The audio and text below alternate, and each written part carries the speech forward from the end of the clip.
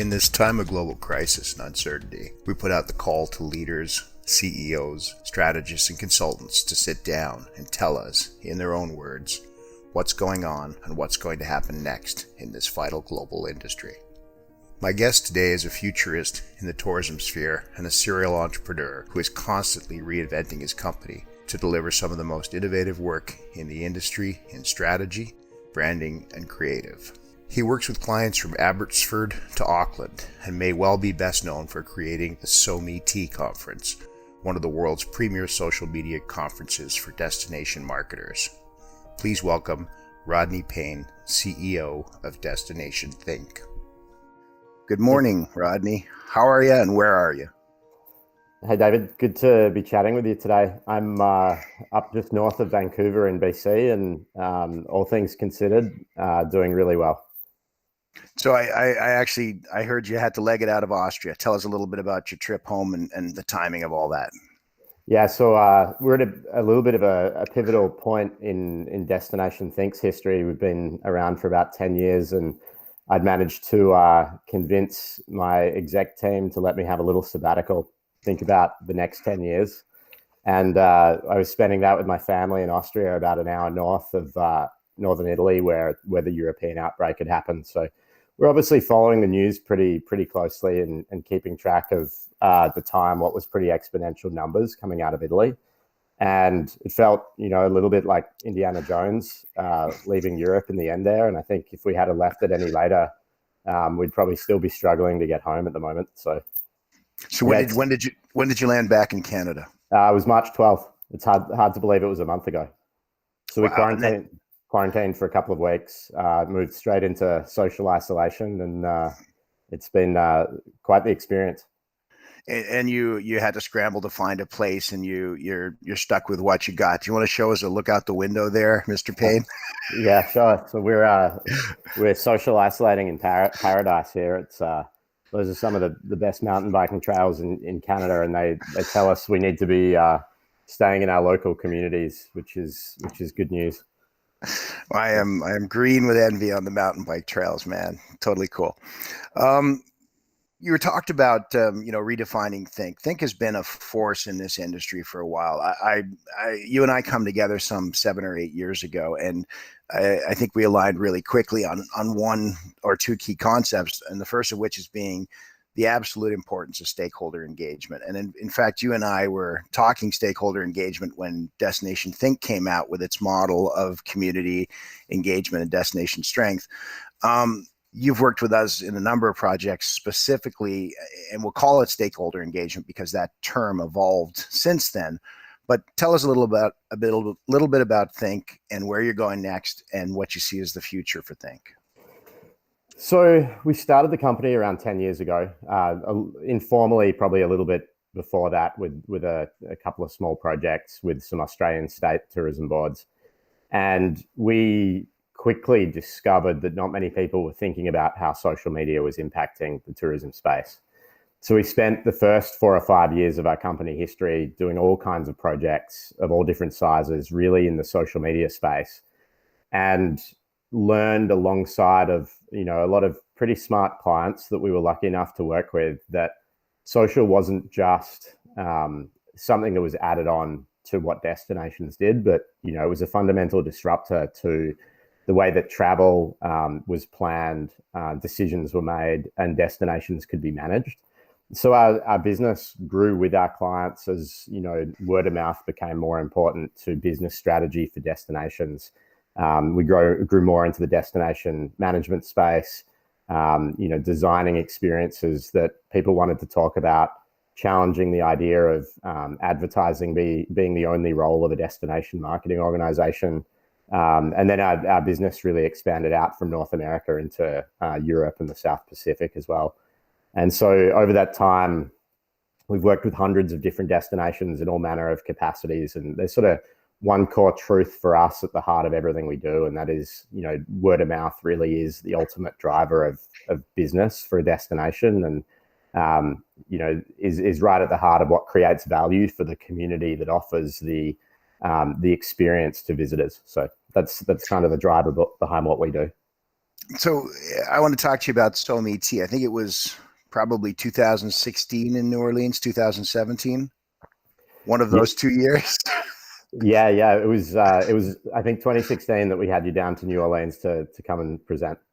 Well, and what was remarkable is you invited me down as a keynote, and I got to talk about leading organizations and change, and the room was full of young, smart tourism executives who were on their way up in marketing and digital. That's 4 years ago now. I know you've moved on and you've rebranded SoMe and you're filling a different niche, but at the time there was none of that going on. So talk us through from sort of 2016 to now in that shift. We're seeing more and more digital marketing. We're seeing real digital engagement versus paid placement. But tell me about the role SoMe had in all that, and tell me where you're going with that. I think, like in a lot of industries, there was, a bubbling undercurrent of savvy, marketers who'd figured out how powerful social could be, and this was, almost therapy for them to come together and talk about how to overcome some of the resistance within their organizations. Right? Hey, there's a better way we could be doing things, or like, give me a little rope and give me a little budget and let me show you what I could do. The space was also evolving so rapidly that it was hard to keep up with best practice. It was like drinking from a fire hose. So the event that we were running in North America, Australia, and Europe filled those purposes and brought together those people. As we watched the industry evolve, we evolved too. The whole concept of social media as a separate thing that destinations do is a few years old now. It goes right to the heart of how to manage and operate a successful destination, and we didn't want to separate those anymore. So when we do run events, we run a DestinationThink forum, and the event is very strategic and geared at multiple levels within a tourism organization. In terms of using that term stakeholder engagement, I mean, at the core of the projects you ran for us in Stratford, I would say the pearl was bringing a group of disparate stakeholders together to align around a core idea, which I think together we call the DNA of the destination, and then empowering them to do things, beyond what they were previously doing. I think that pervades so much of what DestinationThink does, and I'm sure will do in the future. Am I right about that? Yeah, absolutely. So, a learning that I think a lot of successful destination marketers have had is that it really doesn't matter what you say about the experience you offer if you don't back that up with an actual experience that delivers on that promise. And, to stand out from the crowd, you've got to have an experience that is unique and true to what the destination stands for, true to its history, and, so many factors that make up what we call place DNA. And if you're not aligned to that, that's where you start to get a friction or a rub between what travelers expect, what your industry is delivering, and what residents really believe in and are willing to support long term. And often not getting that alignment right is what creates friction, and that can result in backlash against tourism that we're seeing in many places around the world, and negative PR towards what the tourism board's doing, and all kinds of different manifestations. So it's really critical to get that alignment piece right, and the way to do that is through very, very carefully considered stakeholder engagement. Right. And it's interesting when I remember when William Backer was in Stratford, I think we underlined his point with social media has to reflect what's really going on in a destination. It can't be a created thing. It's not another clever campaign. It is the validation and verification of what actually happens in a destination.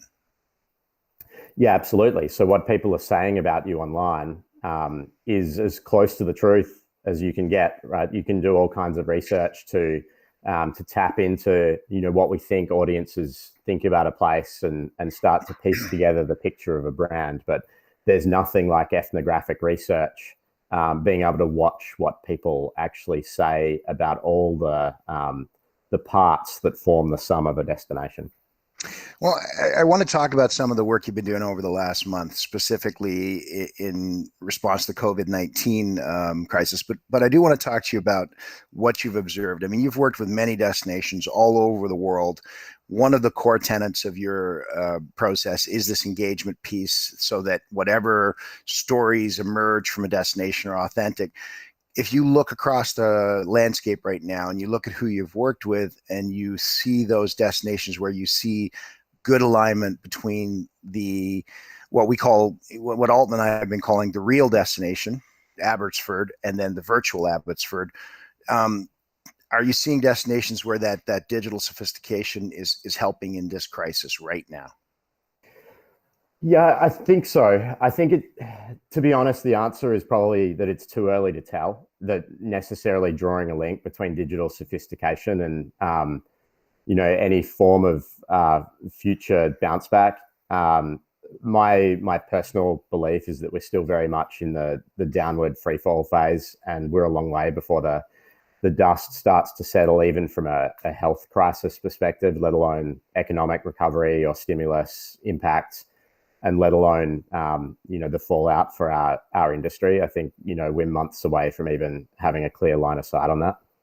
Well, and I totally concur with that, but I'm looking at examples like Fort Worth, where the fact that a highly engaged stakeholder community was present, they were able to mobilize. And I mean, the sort of watermark we're using to talk about this in a lot of places is, were they able to pivot and help the food services restaurants switch over? Were they integrated with their stakeholders that way? And that's more of the question I'm posing to you. Yeah, so in terms of thinking about the mitigation phase, as we are on that downward trajectory, being able to quickly collaborate in a remote environment that forces us into digital conversations like these ones, being able to use various online networks to communicate with stakeholders. Of course, that will give you a leg up on being able to, manifest different tactics, like encouraging local residents to go to takeout and those kinds of things. So yeah, there are definite advantages to have been thinking about that or working in that way already. When you launched a series of seminars this month for Think, I got a lot of immediate feedback. My ear to the ground. People said, "Hey, I really appreciated what Think was doing." They got right down to the destination management level and started talking about what we can be doing today. So I know you say we're in the mitigation phase, but you're already hard at work at Think, sleeves rolled up, putting out content. Tell me about your early webinars. What's the focus? So we were intentionally quiet for a few weeks, and perhaps it was my experience over in Europe and being able to access some of the Italian and Slovenian news channels. But we intentionally didn't want to come out with a message that was the wrong one. So we focused very much on our own clients, and we've been helping them to pause or adjust their communications. Obviously, anything campaign related for most destinations is being completely wiped clean. Strategic plans, going back to the drawing board almost entirely. And as we came out of that sort of immediate phase and started looking one eye on the future and starting to read, a lot of economic reports, and some of the big consultants are doing some good work that they're sharing publicly on how the travel industry will be impacted. We really wanted to force ourselves to distill down the thinking we'd been doing in a disparate way across clients and start to share that with the industry. And one of the things we really caused ourselves to think about was what do we want our role to be in this crisis, and what value can we add to the industry. And we've been lucky enough to collect a massive global network, and we see destinations all facing very, very similar challenges at this point in time. And one of the roles that we really want to play is align the people facing those challenges so that we're not reinventing the wheel in 1,000 different places, but we're sharing learning. So the virtual forum that we produced last week, based on COVID, was really about flipping inside out our thinking, to put that out there in the hopes that it helps other people, and that can be built upon and strengthened as we move forward out of the mitigation phase into the restart and reimagine phases of what will come from this crisis. Well, I hear at the core of that, as you said, turning it inside out, destination's own strategic thinking. What role do we have in this, and how do we contribute? Is that what you're hearing as feedback from your clients? Are they talking about the role that they're imagining, or they're currently in, or they see themselves in? And let's face it, this week everything shifted from 30 to 60 day horizons to 90 to 120 day horizons. So, two answers to the two questions. So I'll take the first one first. I don't think that we're at a point yet where moving to reimagine rapidly is the right move. I think a lot of people are still grappling with how bad this could potentially be economically, or on any given place, or even on any given population around the world who isn't able to manage the health crisis very well. And so I don't really see that big shift to out of the immediate sort of near-term focus yet. And then in terms of our role in that, we want to be part of very much leading the thinking there and sharing that openly. So what are some of the mitigation strategies do you think that DMOs could potentially bring forward now? I know you talked about them in your seminar, but could you recap for us, please? Yeah, so from a communication perspective, being really agile and nimble is going to be essential as we move through various phases of lockdown. So obviously, the DMO has to be very responsible when government policymakers are saying, a population needs to lock down. But then the next phase from that is where local populations can move around their destination. And the example we talked about earlier is a good tactic there that a destination could be doing to try and get people to support local, businesses through takeout, etc. Inevitably, the next thing is going to be regional travel, followed by domestic travel, followed by international travel when that starts to come back online, whenever that is. So understanding a communication strategy along those lines is really, really critical. And also bearing in mind that we can probably go back and forward between those places and maybe even jump some and move quite rapidly. So that's where the agility comes into it. From a destination management perspective,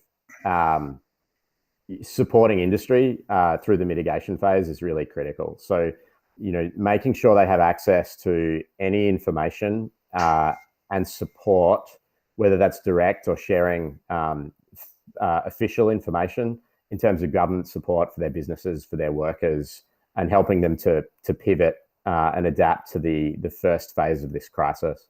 And then from a strategic perspective, the last thing that we recommend destinations be thinking about is really to scenario plan. So you mentioned earlier the timeframes. We were motivated to start sharing our thinking because we saw many people around the world falling into a dangerous strategic planning trap where they were latching onto one scenario, whether that be the most optimistic or the worst case, and only thinking about one scenario in their planning. And so we started to see rapid layoffs and all kinds of things that maybe with the help of scenario planning, where you have multiple scenarios that you're working to and updating as information changes. And now we're seeing that information change, like you said. Well, and it's been a big blow. I think here in Canada a week ago, when the Prime Minister started talking about 3-month scenarios, it hit everybody really hard. They'd steeled themselves for 30 or 60 days, and it sent a bunch of high thinking people back into planning to say two things. One, the one scenario model didn't work, and two, this second scenario, if anything it's taught us, is we're going to have a third scenario as well.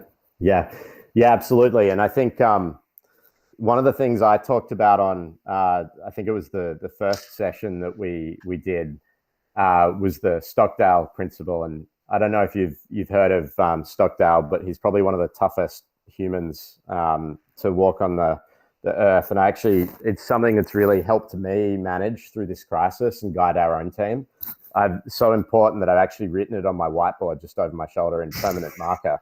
So I'll read it to you because it's been really helpful. So the backstory is that Stockdale was a prisoner of war for 7 years, and he was one of the very few people in his situation that didn't pass away. And he was asked what was it? What was the thing that helped him? What was the advice he'd pass on in times of real challenge or real difficulty? And obviously, many of us are not in that same level of dire uncertainty and imminent threat, but the advice is still really helpful in terms of a business environment. And he watched people who were overly optimistic not make it, because the story they were telling themselves was that this will all be over by Easter, or this will all be over by Christmas and I'll be back home. And then Easter would come or Christmas would come and they wouldn't be back home. So that optimism eventually wore out and they lost the mental fortitude.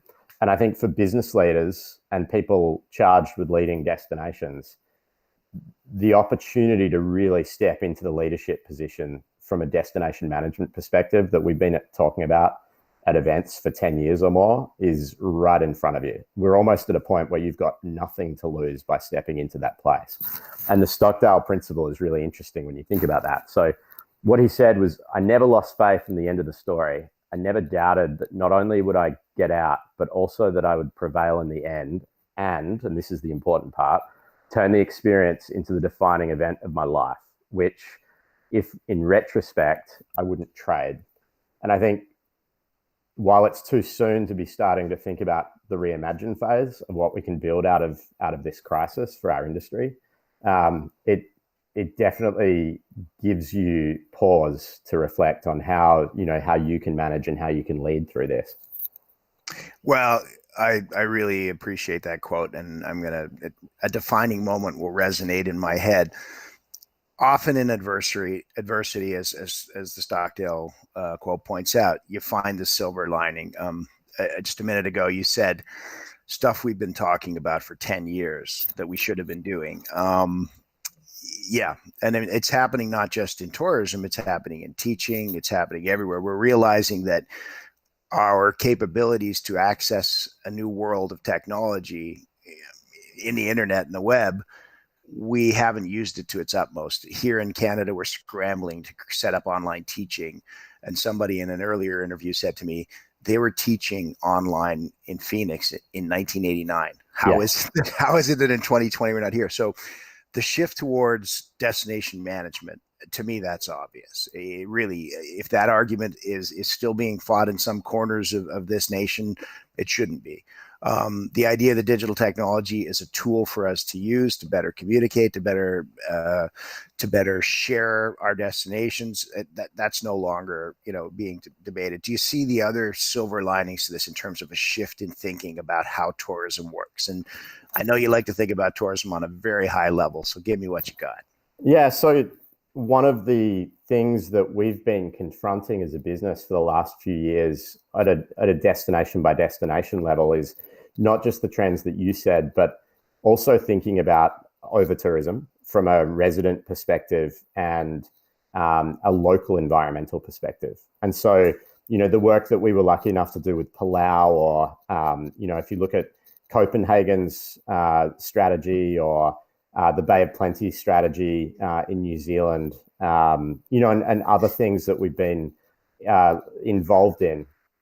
A lot of recent projects have either been focused on how can we protect the assets that deliver what we've got, or we've been, from a communications perspective, having to mitigate climate amplified events at a really macro level, right? So if you look at the work that we did with the Caribbean region to recover from the hurricanes, or a lot of the sentiment work and recovery campaigns we've built following massive wildfires along the west coast of North America or the east coast of Australia, we're seeing patterns here, right? And I think there were a number of challenges that our industry was facing before COVID came along, and none of them had really added up to anything that would pause our entire industry and give us the chance for a reset. This is truly unimaginable if you go back a few months ago.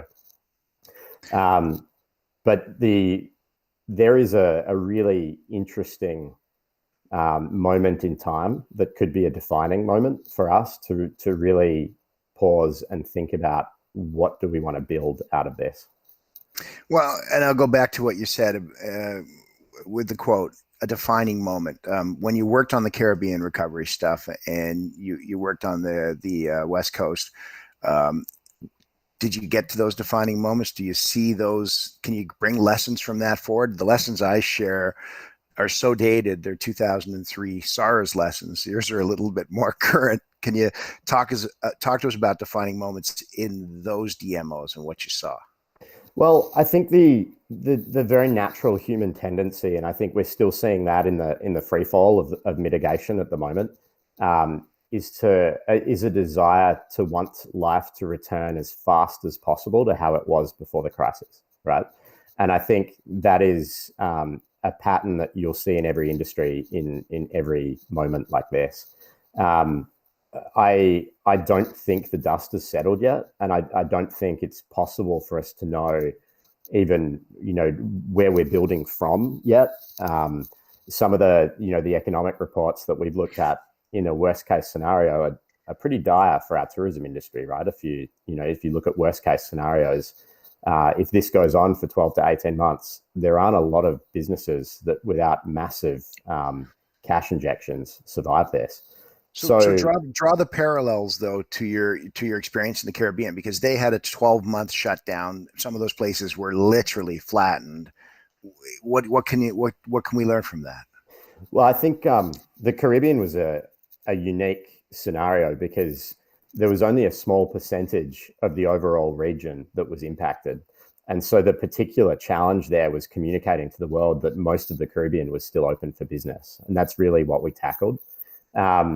I think there are some parallels in terms of how to plan and how to come together as a destination and an industry and think about what it is that we want to be known for and how it is we want to go forward. And I think when it comes to reimagining the future together, that's sort of the leadership role I was hinting at earlier, that I think there's a few organizations around the world that can really lead our industry towards thinking about that. So, all right, I'm going to ask you this, and I know you are bound and determined that it's too early to say, but I want you to put on your crystal ball hat and tell me, what does a DMO look like 3 years from now? Some things will be the same. I personally don't think it's a return to straight normal for this industry. I think we'll be a changed industry. And, I just use cruise lines as an example. They will have to reinvent. But 3 years from now, what does a DMO look like? It's a great question. And I think, I've always been baffled by how different every DMO is. We're so similar in so many ways, but so different. And I think that's going to be very amplified. There's some DMOs who are expecting a lot of stimulus funding already. They're in a really good place. They're not laying off teams. They're planning recovery campaigns and they're foot to the floor, ready to rebuild. There's other DMOs that have been completely decimated, that if their doors are still open, there's one or two people who are working for free because they're sitting at home and they feel loyalty to their industry. I think that fragmentation is going to really continue, and everyone will likely define their role coming out of this somewhat differently. Many people we're speaking to and some of our clients are rapidly looking at diversifying funding, which will broaden their stakeholder landscape and perhaps make them even more resilient. Others are, accelerating a lot of the trends that we talked about, shifting to digital, shifting to destination management, really defining the value that they can add to the community in a totally different way. There's a concept of placemaking that is, a spin on destination management, building really strong places that cause communities to thrive and visitors to want to come and visit. And this is probably, growing out of a European concept where DMOs are often much more closely intertwined or part of a city marketing organization, much closer to economic development, and much closer to, managing the city and the experience. And I think we'll see a lot of destination marketing organizations shift to management, shift to placemaking, and find a role that not only helps the industry to rebuild, but helps to create just better places that attract more visitors. I wonder about the impact it has on the alignment of the hierarchy of tourism, because we talk about places that are well funded, could survive. Different funding models are more at risk. But then you look at the reality of how people emerge, and you talked about this earlier. We know from SARS that visiting friends and relatives will be one of the earliest things. We haven't seen mom, we haven't seen our brother. Then we go for short day trips, and then we expand that to maybe a close overnight, and that's a slow curve. That's months of a curve, and it doesn't account for the fact that the places that will feel the most pressure first aren't necessarily the best funded ones. I think we're really lucky to have worked with you in the past. Stratford will be one of those places that feels that pressure, being an hour and a bit from Toronto, an idyllic town, small scale. Alora Fergus, even 20 minutes closer to Toronto, will feel those same pressures. I think they're well positioned internally now with their city councils and their mayors to create an emergence plan, but they're going to have to fit that back into the provincial plan and the national plan. And we're going to have, I really do see us coming out of this in a metered fashion. What do you say to that? Yeah, absolutely. Depending on how the health crisis plays out in your region or your country, depending on the economic stimulus, every micro culture of residents is going to have a different appetite to welcome tourists back to their place, and really tapping into and understanding resident aptitude and appetite towards wanting to host people again. Our tourism business is going to be gun shy about really going all in on growth again. Is there going to be a period of time where there is a ton of distressed assets on the market in the tourism industry, and a big void in supply? It's going to be very nuanced, I think, and impossible to make sweeping generalizations. Different countries being in different places. One of the saddest things about this particular pandemic is some countries are just going to really struggle to manage it. Yeah. And I think I know myself, I've grown up and lived through an era of global openness where, international travel has been almost taken for granted, right?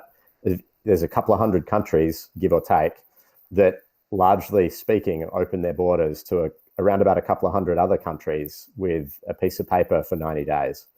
And you can pretty much show up at the airport and go to any other of those countries. And, for the immediate future, for the medium term, is that going to be radically different? And what will it look like when we come out on the other side? So it's so difficult to try and imagine how any place will grow out of this. Well, there's a few things we don't have to imagine. I mean, we don't have to imagine that, if anything, these devices have shown themselves to be even more important in isolation.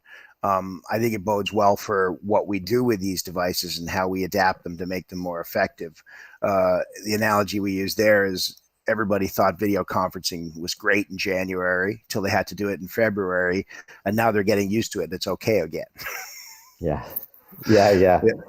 And we, as a company, we've been pretty lucky. We've been doing this since way before it was cool, with a team of 20 people flung around across time zones and working on projects with clients in even more places. But yeah, if you look at the companies that are thriving and sort of negatively correlated to the crisis, companies like Zoom, Amazon, digital technology firms, security providers for the online space are the ones thriving. And that should be a really good indicator to our industry of what our future looks like. All right. On a closing note, what one thing do you really want to share with your peers in this industry? Rodney, I always take to heart what you have to say. I think you think thoughtfully and carefully, and I know you care for this industry. So what do you think? I think the seed I would like to plant with everybody is not about the current crisis that we're facing, but the one that we've probably been ignoring for longer than pandemics. I think there's a lot of really interesting things to be thinking about and doing and working on short term. But if we ignore the negative impacts that our industry as it's currently structured, focused on, growth at all costs, regardless of thinking about who's benefiting from that growth, whether it's residents and everything else, we're not going to leave a very good world to the people, behind us. So I'd be thinking about this pause and this pandemic as an opportunity to really think about how we want to grow out of this, and think about, the impacts on our biosphere, the impacts on our local residents, the impacts, on the climate as a subcomponent of the biosphere. If we don't do that now, if we focus too heavily only on recovery and getting back to where we were at all costs, I think we'll have done a massive disservice. Well, I totally concur. I think Mother Earth is saying 7 billion is a magic number. Be careful. And we've seen that in climate, and now we're seeing it with infectious disease. We're going to need to rethink this. We're going to need to be careful. Yeah, I completely agree. I do hope the next time I see you is either on a mountain bike, a kiteboard, or a snowboard. That would be great. But if not, we'll talk on the phone. It's been a real pleasure, Rodney, and thanks for being on today. Yeah, it's been good to chat. Thanks, David.